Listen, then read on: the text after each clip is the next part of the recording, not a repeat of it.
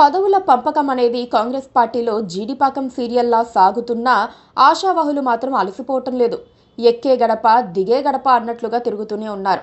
ఏ స్థాయిలో ఎవరు ప్రభావితం చేయగలరన్నది చూసుకుని మరీ వెంటపడుతున్నారు. తెలంగాణ కాంగ్రెస్ వ్యవహారాల ఇన్ఛార్జ్ మీనాక్షి నటరాజన్కు ఈ నేతల తాకిడి ఎక్కువగా ఉంది.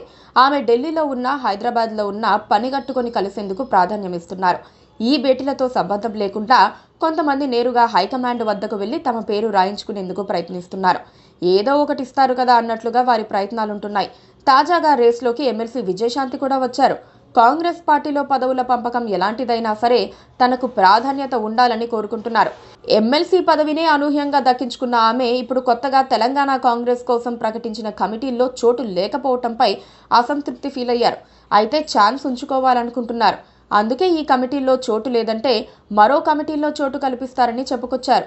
అంటే ఈసారి ప్రకటించబోయే కమిటీల్లో తనకు చోటు ఉండాల్సిందేనని ఆమె సంకేతం పంపారన్నమాట.